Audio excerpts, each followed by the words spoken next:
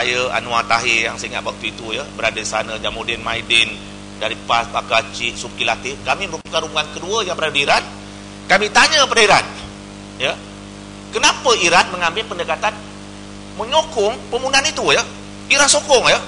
Malahan Ali Barayati mengatakan bahawa tahniah kepada Assad kerana dia berjaya menumpaskan kebangkitan yang disokong oleh ejen CIA. Yang kita tahu bahawa yang terbunuh itulah orang Ikhwan ya. Tetapi Iran memberikan sokongan yang sepenuhnya. Malahan rombongan-rombongan dari Syria yang dihantar untuk menyatakan apa yang berlaku dihalau balik. Dan kami sendiri mengalami pengalaman apabila kami tanya soalan itu ya, dalam salah satu mesyuarat kami tanya kenapa Iran sokong Syria ya. Rupa-rupanya marah betul Iran ini ya, bila kami timbul isu itu ya. Sepatutnya petang tu kami rehat ya. Tiba-tiba kami dalam pukul 2 tu kami dipanggil. Tahir yang saya ingat bahawa dan sebagainya disebut memang kami cuba tetapi tak berjaya ya. Kemudian saya tanya kenapa tidak diteruskan dengan kebangkitan. Beliau menyebut bahawa masyarakat Tunisia adalah masyarakat middle class, kelas menengah. Kelas menengah macam kita ni lah, kereta ada, rumah ada, boleh hantar anak ke sekolah, sekali-sekali boleh pernah berjalan Kuala Lumpur dan sebagainya. Nak kata kaya tidak, nak kata miskin tidak ya. Oleh itu bagi masyarakat Tunisia, pada pandangan beliau, sukar untuk digerakkan untuk menentang kerajaan pada waktu itu kerana masyarakat middle class ya. Tetapi kenapa berlaku pada tahun ya, 2011 ya, kebangkitan berlaku ya. Ini disebabkan oleh rakyat tidak dapat lagi bertahan dengan pemerintahan yang sama ini menafikan hak rakyat. Apabila Tunisia merdeka tahun 1956, ia dipimpin oleh seorang pemimpin namanya Habib Bourguiba. Nama sedap ya, Habib Bourguiba. Habib Bourguiba ini ketika kebangkitan awalnya menggunakan Islam sebagai landasan perjuangan. Tetapi apabila beliau menjadi presiden, beliau telah melukakan hati umat Islam. Apa yang beliau buat? Antara yang beliau buat ialah menutup Zaytuna. Zaytuna dianggap sebagai universiti tertua dalam sejarah manusia. Ya, Zaytuna ya. Dikatakan lebih tua daripada Al-Azhar. Tetapi telah ditutup oleh Habib Bourguiba. Sampai hari ini tak buka-buka lagi ya. Kalau buka kan belajar-belajar tidak seperti Azhar ya. Tetapi Zaytuna ini hebat. Ibn Khaldun pernah belajar. Ramai ulama dan juga cendekiawan Islam pernah dihasilkan oleh Zaytuna dan ditutup oleh Habib Bourguiba. Dan beliau juga mengharamkan pemakaian tudung. Pemakaian tudung, hijab tidak dibenarkan. Sesiapa yang pakai hijab tak dibenarkan naik bas, tak dibenarkan naik teksi, tak dibenarkan masuk bangunan kerajaan, tak pernah dibenarkan jadi kaki tangan awam dan sebagainya. Ya. Bukan itu saja, beliau menggalakkan rakyat supaya tidak berpuasa. Ya. Dan beliau sendiri membuat suatu majlis upacara minum orange di khalayak ramai ketika bulan puasa. Nak tunjukkan bahawa puasa ni menyebabkan umat Islam ini mundur ya. Presidennya sendiri ya. Dan beliau mengambil pendekatan-pendekatan yang cukup anti-Islam ya. Dan akhirnya beliau digulingkan oleh Zainuddin bin Ali dan meneruskan dasar yang sama. Dan kita harus ingat, ketika Tunisia berjuang untuk menuntut kemerdekaan, perjuangannya atas dasar jihad, atas dasar Islam ya. Tetapi bila merdeka, yang memimpinnya adalah orang yang berpaham sekular, bukan saja sekular tetapi anti-Islam. Bermakna umat Islam di Tunisia dah lama sangat memendam rasa ya. Ya. Berpuluh tahun yang mereka nafikan hak mereka. Dan berlakulah apa yang dipanggil sebagai kebangkitan Arab yang akhirnya menggulingkan Rashid Ghannouchi, yang menggulingkan Zainuddin bin Ali dan menaikkan Rashid Ghannouchi dan parti Nahdahnya sebagai parti yang memerintah Tunisia pada hari ini. Tuan-tuan dan perempuan yang saya hormati ya, sebenarnya kalau kita lihat ya, kenapa pada waktu ini masyarakat Arab ya berlaku perubahan ya. Suasana sudah berubah. Mungkin 30 tahun yang lalu suasananya rakyat tidak didedahkan dengan perkembangan-perkembangan yang berlaku dalam masyarakat mereka. Sebab pada pengamatan saya, apabila saya bulang-alik negara Arab ini ya, terutamanya Mesir ya, mereka tidak didedahkan dengan dunia luar ya. Mereka cuma tahu hal negara mereka sahaja. Sebab media memberikan gambaran itu. Tetapi bermula tahun 1990-an terutamanya, berlakunya perkembangan pesat dari segi internet. Ya. Walaupun internet ni bukan ciptaan umat Islam, kita tak ada sumbangan apa-apa dari internet ni. Bukan umat Islam ya. Twitter, Facebook sebagainya bukan sumbangan kita ya. Tetapi ternyata dia memberikan impak cukup besar ya. Kerana masyarakat sudah menjadi masyarakat bermaklumat. Dengan sebab itulah saya bersetuju dengan pandangan mengatakan berapa lama tentera boleh berkuasa di Mesir, saya tidak fikir mereka akan dapat bertahan lama ya. Kerana suasana sudah berubah. Kalau dulu mereka boleh menipu rakyat ya, tetapi suasana sudah berubah. Dan saya tunjukkan beberapa data ya, bagaimana pada waktu ini negara-negara Arab adalah negara yang hampir 40% penduduknya nasi muda. Nasi muda maksudnya 40 tahun ya. Yang mana generasi ini merupakan generasi yang inginkan perubahan. Mereka fikir tak sama seperti ayah mereka ya. Mereka ingin melihat masa depan ya. Tetapi ternyata sekali tidak ada masa depan bagi mereka ya. Dan saya nak tunjuk sepintas lalu ya, bagaimana penggunaan internet itu berlaku sehingga membawa kepada suatu keadaan masyarakat diberikan pendedahan dari segi maklumat yang jauh lebih baik. Dan di Mesir sebagai contoh ya, dia tak semacam negara kita ya. Kalau umpamanya saya masuk internet account saya seorang yang dapat internet ya. Account Dr. Rahman seorang je. Tetapi kalau pergi di Mesir, satu account dia buat wire macam-macam ya. Dekat satu kawasan perumahan tu kadang-kadang satu line dia. Saya pelik macam mana mereka buat begitu ya. Itu lebih negara teknologi yang kita tak ada, dia ada ya. Sama juga dengan macam kita kalau nak tengok TV kena langgan Astro. Paling murah berapa? 40 lebih ya. 40 lebih ya. Yang biasa ambil 89, yang mahal 100 lebih ya. Kena bayar setiap bulan. Di Mesir tak payah. Beli ya parabola harga 300, selamanya kita boleh pakai lah, tak payah bayar setiap bulan ya. Beli parabola aja ya. Itu kelebihan mereka ya. Sebab mereka dapat, walaupun tak dapat semua, tetapi sebagian besar daripada saluran-saluran bermaklumat ini boleh mereka langgan. Itu kelebihan mereka ya. Dan kalau tuan-tuan lihat ya, memang ya, terdapat pertambahan yang pesat dalam penggunaan internet ya. Oleh itu latar belakang ini penting ya. Bermakna pada masa akan datang ya, selagi internet ini ada, mereka tidak boleh lagi memperbodoh-bodohkan rakyat ya. Dengan sebab itulah apabila berlakunya kebangkitan rakyat, antara perkara pertama yang dilakukan oleh Husni Mubarak ialah menutup internet ya. Dan itu merupakan satu langkah yang pada saya merupakan langkah yang paling bodoh ya. Kerana dalam dunia pada hari ini, bagaimana kita nak tutup internet ya, ataupun jalur lebar ini ya, segala-gala menggunakan kemudahan ini. Bankingnya ya, pengurusan hariannya, segala-galanya seolah-olah kita menutup negara ya. Dan ternyata itu yang berlaku dalam kalangan negara Arab pada hari ini ya. Ini tahun 2010 ya. Saya fikir 2013 penggunaan jauh lebih tinggi ya. Ini secara sebentar lalu bagaimana ya penggunaan yang cukup ketara dan cukup meluas ya. Baik.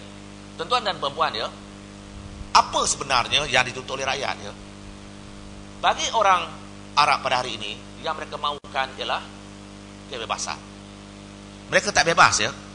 Mereka mahukan demokrasi ya, kehormatan diri dan masa depan. Apa yang berlaku kalau kita tanya di kalangan pelajar mereka, sebab saya mengajar mereka ya. Bagi mereka, mereka tak tahu apa nak buat lepas mereka graduate. Umpamanya bila saya mengajar di Universiti Kairah itu ya, saya tanya kepada dekan dia ya, apa akan berlaku kepada pelajar-pelajar ini setelah mereka habis pengajian? Jawapan dia, terpulanglah kepada diri masing-masing nak buat apa ya. Tak ada perancangan kalau dia buat bidang ekonomi akan bekerja bank, atau kalau dibuat bidang pentadbiran akan jadi pentadbir. Tidak ada ya. Dia kata terpulanglah masing-masing. Bila saya tanya pelajar-pelajar ini apa nak buat lepas ini, mereka pun tak tahu ya. Kerja tak ada, peluang tak ada dan sebagainya. Dan bagi generasi muda di negara-negara Arab, khususnya negara seperti Mesir, mereka adalah generasi yang tidak ada masa depan. Mereka tak tahu apa nak buat ya.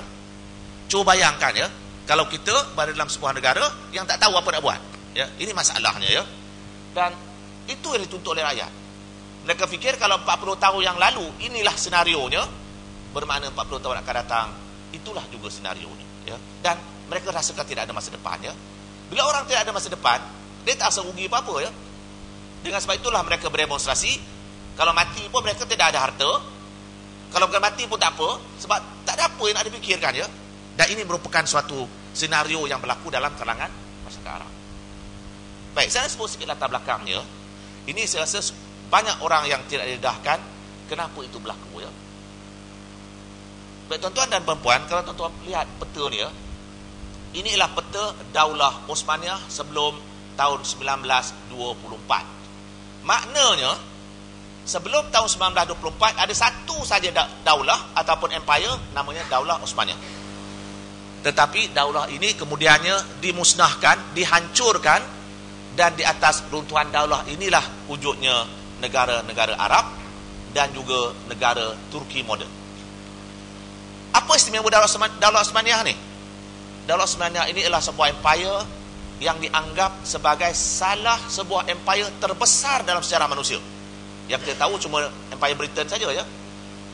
Daulah Osmaniyah adalah salah sebuah empire yang terbesar dalam sejarah manusia yang pernah menguasai Eropah Timur, Asia Barat dan juga Afrika Utara. Sebuah empire cukup besar yang bertahan selama 600 tahun. Ya. Tak ramai kita yang sedar perkara ini. Malahan daulah ini juga ada kena-mengena dengan negara kita. Apabila Melaka jatuh pada tahun 1511, ya, itu semangat yang ada pada waktu itu. Daulah Osmaniyah pernah menghantar bala tentera untuk membantu orang Melayu menentang Portugis. Ya. Pernah hantar ya pada waktu itu ya. Tetapi waktu itu dengan jauhnya, dengan kemudahan dan sebagainya, tidak berjaya ya. Dan hebatnya Daulah Osmaniyah ini ya, ketika umat Islam berada di peringkat jatuh ya, pada waktu itulah kuasa-kuasa barat muncul, terutamanya Portugis. Dan kita semua dengar pemimpin Portugis yang terkenal Afonso de Albuquerque dia, tak betul atau tidak saya tak tahu sebutan. Cara cita-cita beliau ya, beliau daripada Melaka, saya dah tunjuk kalau tuan tengok situ ya, beliau belayar ke Laut Merah.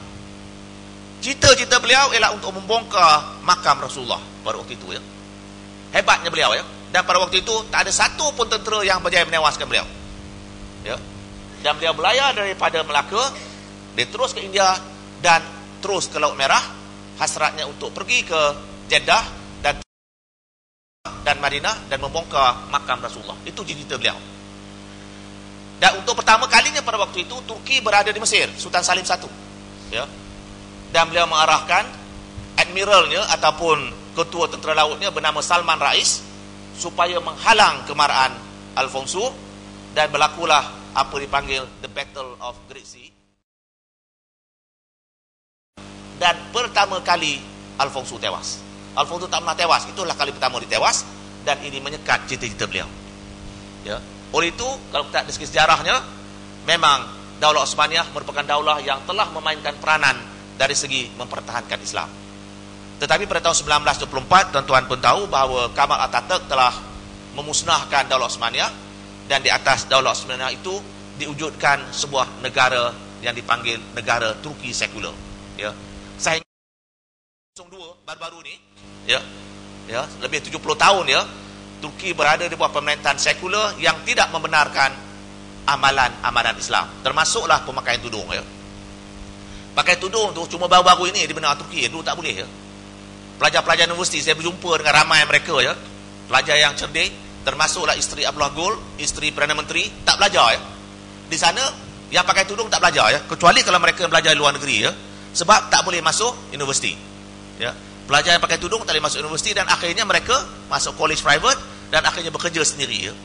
Itulah nasibnya Turki. Tapi alhamdulillah hari ini Turki sudah mengalami proses yang cukup penting dan cukup menggalakkan, dan kita mengharapkan akan menjadi model kepada negara-negara Islam. Baik, saya menyebut tadi ini adalah latar belakangnya. Tetapi bagaimana pada hari ini ada negara namanya Arab Saudi, ada namanya Libya, ada namanya Mesir dan sebagainya. Kenapa jadi begitu? Sedangkan asalnya Daulah Osmaniyah. Ini yang berlaku. Ya. Saya nak jelaskan bagaimana konspirasi Barat berlaku dan apa yang terjadi. Tuan-tuan dan perempuan, ya, ini merupakan satu perkara yang saya kira penting untuk kita ketahui. Ketika Perang Dunia Pertama, Barat merancang bagaimana untuk menjadikan negara Islam ini. Sebab kita pada hari ini, yang menentukan masa depan kita adalah Barat sebenarnya, bukan kita. Itu menunjukkan betapa lemahnya kita ya. Tahun 1916, Barat merancang apa nak jadi, apa kita nak buat dengan negara Islam ini. Berlaku 3 konspirasi. Secara ringkasnya, yang pertama, apa yang dipanggil sebagai surat menyurat antara McMahon McMahon ini ialah Pesuruhjaya duta British ya di Mesir pada waktu itu, dan Syarif Hussein. Siapa Syarif Hussein ini? Syarif Hussein ini ialah Syarif Mekah, ialah ketua orang Arab di Mekah. Berlaku menyutus surat antara kedua ya, 16 semuanya, dan surat ini ada, boleh dilihat ya. Apa kandungan surat ini? Kandungan surat ini, Hussein berjanji akan memberontak menentang orang Turki, Daulat Osmaniyah tadi, dan McMahon berjanji memberikan bantuan. Apa balasannya? McMahon berjanji kalau orang Arab memberontak, orang Arab akan diberikan negara. Dan berlakulah pemberontakan Arab pada tahun 1916, dan pemberontakan itu sebenarnya melemahkan Daulat Osmaniyah, dan apabila Daulat Osmaniyah runtuh tahun 1924, sebagaimana dijanjikan, negara-negara Arab diwujudkan. Wujudlah negara namanya Arab Saudi, wujudlah negara namanya Yaman, wujudlah namanya Mesir, dan sebagainya. Oleh itu apa nak simpul di sini tuan-tuan? Bahawa negara Arab yang wujud pada hari ini bukan diwujudkan oleh orang Arab atas aspirasinya, tetapi negara Arab hari ini diwujudkan atas aspirasi Barat. Mana Arab yang wujud pada hari ini, Mesir itu bukan orang Arab yang hendak negara Mesir itu, tetapi negara Barat yang hendak namanya Mesir. Arab Saudi, orang Arab yang hendak nama Arab Saudi. Itu sebab negara Arab Saudi ini namanya Saudi berdasarkan kepada nama pengasasnya Saudi. Mana dalam negara nama pengasas jadi nama negara ya? Kalau Malaysia nama apa? Najib Shah kalau nak ubah nama kalau pengasasnya ya. Bermakna seolah-olah Arab Saudi itu bapa dia punya ya. Dengan sebab itulah Saudi sekarang ditakbirkan oleh keluarga Saud. Seolah Saudi itu dia punya ya. Dan sebabkan dia disokong oleh Barat, selamanya Barat akan menyokong Arab Saudi. Oleh itu negara Arab semuanya ya diasaskan bukan oleh kehendak orang Arab, tetapi atas kehendak Barat. Ya, itu latar belakangnya. Oleh tak heran, jangan tanya kenapa Barat sokong apa Arab Saudi. Tak tanya ya. Sebab memang mereka yang wujudkan. Ya. Dengan sebab itulah ya, Zaki Yamani, bekas menteri minyak Arab Saudi, apabila dia tidak lagi menjadi menteri minyak, dalam satu interview orang tanya dia, bagaimana kalau negara-negara Arab ini mengamalkan demokrasi? Ditanya soalan itu kepada beliau. Beliau tak jadi menteri minyak lagi ya. Apa jawapan beliau? Saya yakin negara-negara Arab ini kalau mengamalkan demokrasi, semuanya tumbang. Bukan satu, semuanya tumbang. Sebab negara ini bukan atas aspirasi rakyat, aspirasi Amerika, aspirasi Barat. Ya. Kalau aspirasi rakyat, lama mereka tak berada lagi di atas pemerintahan. Itu yang pertama. Yang kedua, apa konspirasi kedua? Ketika berlakunya Perang Dunia Pertama, perundingan diadakan antara Britain dan Perancis. Britain yang diwakili oleh Sir Mark Side, manakala Perancis diwakili oleh Francois Picot. Tuan-tuan, adik-adik yang berminat, kalau ada peluang tengok internet, benda-benda sekarang untuk beri gambaran umum saja ya. Apa yang mereka bincang? Mereka bincang negara Timur Tengah ini mesti kita bagikan kawasan pengaruh. Ini pengaruh Perancis, Syria pengaruh Perancis, Mesir pengaruh British. Mereka caturkan negara-negara Arab ini di bawah pengaruh mereka. Ya. Orang Arab tak tahu pun apa yang berlaku ya. Ya. Dan itulah akhir pada hari ini kita dapati Syria memang di bawah pengaruh politik Perancis hingga hari ini ya. Kalau negara-negara sebelah timur itu, di sebelah Afrika Utara di bawah pengaruh Perancis ya. Itu dicaturkan pada waktu itu dan pengekalan kesan hingga hari ini. Ya. Dan yang tiga, berlaku satu perundingan. Perundingan ini berlaku di London antara Menteri Luar Britain Sir Arthur Balfour dengan ketua orang Yahudi namanya Lord Rothschild. Mereka berunding di London ya. Apa mereka berunding? Pada tahun 1917 mereka berunding, kita akan wujudkan sebuah negara Israel di Palestin. Ya. Dan berlakulah pada tahun 1948 negara Israel diwujudkan di bumi Palestin, dan pada hari ini orang Islam Palestin terus ditindas, terus dibunuh. Apa saya nak simpulkan tuan-tuan? Saya nak simpulkan bahawa apa yang berlaku di Timur Tengah pada hari ini adalah perkara yang dirancang oleh Barat. Mereka yang merancang. Ya, sebagainya orang Arab tak tahu pun. Ya, macam isu Palestin umpamanya, mereka rancang, mereka buat keputusan. Dan satu yang menarik tuan-tuan dan perempuan, bagi orang barat ini, mereka bukan rancang-rancang saja. Kita kadang rancang tak buat ya. Mereka rancang dan pastikan berjaya. Dan terbukti pada hari ini Timur Tengah mewarisi sejarah yang berdasarkan kepada 3 konspirasi. Jelas ya? Boleh faham ya? Okay. Saya teruskan ya. Yang lain ya. Kita pukul berapa habis Ustaz ya? Pukul berapa tak habis ya? Apa ya? Sampai habis ya? Baik. Ini saya nak jelaskan lagi ya sikit. Ya. Apabila mencapai berlaku pemotongan Arab ya. Kita dapati pada peringkat awalnya British berbincang dengan Syarif Hussein. Tetapi rupanya Syarif Hussein ini tak cukup bagi sokongannya kepada Britain. Dan akhirnya Britain mengalihkan sokongannya kepada keluarga Saud ataupun Muhammad Abdul Saud. Dan akhirnya Muhammad Abdul Saud dilantik menjadi ketua kepada pemimpin Arab di Arab Saudi. Dan keluarga-keluarga lain Khalifah Al-Thani dan sebagainya dilantik menjadi ketua-ketua di negara Teluk. Dan mereka ini ialah ketua-ketua puak yang terus berkekalan berkuasa dari dulu tahun 1920-an hinggalah ke hari ini. Bagaimana mereka boleh berkuasa? Yang pertama, mereka disokong oleh puak. Yang kedua, mereka disokong oleh tentera. Dan yang ketiga, mereka disokong oleh barat. Rakyat tak pernah sokong mereka ya. Itu yang berlaku dan itulah yang diwarisi hingga ke hari ini. Baik tuan-tuan dan perempuan, sekadar untuk makluman, ini ialah kandungan deklarasi Balfour saya sebutkan tadi, di mana yang merah itu dengan jelas menyebut bahawa barat akan membantu mewujudkan sebuah negara Yahudi di Palestin. Sedangkan kita tahu Palestin adalah sebuah negara yang sudah ada umat Islam ya, yang tinggal di situ beratus-ratus tahun, beribu tahun ya. Tetapi sebab Britain dah rancang ini akan jadi sebuah negara Yahudi, orang Arab dihalau keluar dan mereka menjadi pelarian dan ramai yang mati dibunuh. Ya, itu yang berlaku. Ya, ini sekadar untuk menunjukkan tuan-tuan bagaimana negara Yahudi yang dirancang oleh barat ya. Inilah kawasan pengaruh saya sebutkan tadi, bagaimana menyatakan ini adalah kawasan pengaruh Perancis, ini pengaruh British, ini pengaruh Rusia dan sebagainya. Ya. Baik, saya nak mulakan dulu dengan Syria. Walaupun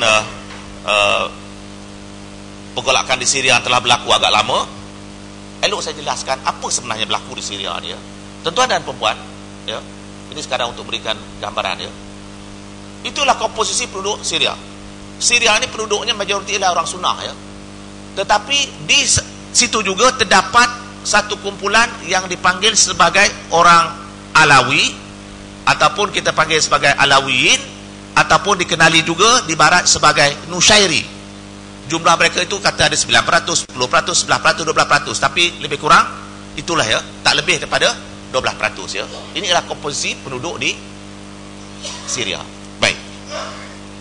Apa makna bila saya menyebut penduduk ini ya? Pada zaman pemerintahan Perancis, orang Nusayri ini diberikan hak dan peluang untuk menjadi anggota tentera.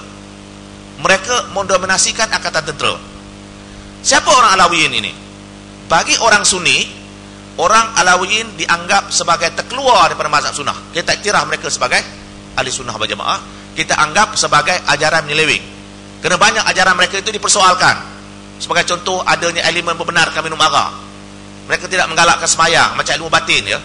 Oleh itu orang Sunnah memutuskan bahawa orang Alawiyin ini tidak termasuk dalam orang Sunni, terkeluar dari Islam. Tetapi ada tetapinya. Orang Syiah mengiktiraf Alawiyin sebagai salah satu daripada cabang Syiah. Ini jadi isunya. Ya. Ini jadi isunya. Sebab orang Syiah mengiktiraf mereka sebagai salah satu cabang Syiah, kita tolak mereka sebagai ajaran sesat. Ya. Dan mereka merupakan kumpulan yang paling berkuasa dari segi ketenteraan. Dan dalam konteks Syria, di Syria terdapat satu faham, namanya faham Ba'ath ya. Faham Ba'ath ini menekankan kepada tiga prinsip. Kalau bahasa Inggerisnya unity, perpaduan ya, freedom, kebebasan, dan ishtirakiyah, socialism ya. Kemerdekaan, pembebasan, dan sosialis ya. Itulah fahaman mereka. Dan fahaman ini diasaskan oleh dua intelektual. Seorang namanya Michel Ablah, seorang Yunani, seorang Greek beragama Kristian Ortodok, dan seorang lagi seorang Sunni bernama Salahuddin Al-Bita ya. Dan mereka mengemukakan adil Ba'ath dan adik ini menjadi pegangan kepada orang Alawi, ya. Dan adik inilah yang kemudian dipegang oleh Asad, ayah dan juga anaknya, walaupun tidaklah dipegang sepenuhnya prinsipnya, tetapi yang jelasnya pahaman ini adalah pahaman yang menolak Islam sebagai suatu pegangan hidup. Apa yang terjadi? Ya. Ya. Ini sekarang ringkas Syiah Alawiyah ni untuk makluman tuan-tuan dan puan, ya. Apa yang terjadi apabila berlakunya suatu kebangkitan yang digerakkan oleh Ikhwan Muslimin pada tahun 1982, ya. Ini sekarang untuk menunjukkan apa nama ni sebentar lalu Ikhwan di Syria, ya. Ya. Sebelum tu saya nak sebut bahawa di Syria Ikhwan Muslimin merupakan antara gerakan yang paling besar satu ketika, dan diasaskan oleh seorang intelektual yang cukup terkenal bernama Mustafa Al-Shibai. Mustafa Al-Shibai ini, kalau saya tak silap, dia mula dipenjarakan ketika umur 16 tahun. Dan separuh usia dalam penjara, ya. Dia meninggal umur sangat muda, 49 tahun dia meninggal begitu. Umurnya agak muda dia meninggal, ya. Tetapi beliau banyak menulis, ya. Banyak menulis, tetapi sepanjang hayatnya separuh umur dalam penjara kerana memperjuangkan Islam, ya. Dan hingga ke hari ini, sesiapa sahaja yang mengikuti Ikhwan Muslimin, hukumannya gantung sampai mati, ya. Di Syria sampai ke hari ini mengikuti Ikhwan dianggap sebagai satu kesalahan, ya. Baik, apa yang berlaku, ya? Pada tahun 1980, bapa kepada Bashar, iaitu Hafiz Al-Assad, telah memperkenalkan satu undang-undang yang tidak membenarkan pakai tudung dan mengeluarkan peruntukan agama Islam sebagai agama rasmi dalam perlembagaan Syria. Dan disebabkan tak puas hati, rakyat menganjurkan protes, terutamanya di dua bandar, di Homs, 3 bandar, Hama dan Aleppo, ya. Bandar Hama dan Aleppo menganjurkan penentangan, ya. Tetapi apa yang berlaku? Ternyata sekali Asad mengambil tindakan yang paling kejam apabila beliau mengarahkan, meminta adiknya atau bapa saudara berbashar hari ini, Rifat Al-Assad, supaya menindas kebangkitan ini dengan kejam. Dan dikatakan bahawa sekitar 30,000 orang di bandar ini mati dibunuh tahun 1981-82, ya. Dan cara pembunuhan dibuat dengan cara yang amat luar biasa, dengan menghantar kereta kebal dan menghantar MiG-29, iaitu kapal terbang Rusia yang ada sama seperti Malaysia, mengebom kedua-dua bandar ini, menyebabkan 30,000 orang mati. Dan sebagai pengajaran kepada mereka yang menentang, pendekatan yang dibuat ialah menakut-nakutkan. Sebagai contoh, kalau sekolah itu mudirnya dianggap atau ketuanya dianggap, guru besar dianggap menyokong pembangkang, dia akan dibawa ke depan assembly dan digantung kayak ramai. Itu dibuat, ya. Kalau usaha motor digantung depan sekolah. Itu cara dibuat bagi takut orang semua, ya. Kalau pensyarah macam saya digantung depan universiti, ya. Digantung di khalayak ramai, ya. Bagi menakut, dan dibiarkan mayat itu beberapa hari, ya. Ya. Imam ditarik keluar pada masjid, digantung depan masjid, ya. Ketika pembunuhan berlaku dan cukup zalim ini, ya, waktu tak banyak keluar berita, tetapi bagi Habib kita dapat maklumat-maklumat itu. Dan kebetulan pada waktu itu kami dan rombongan berada di Iran.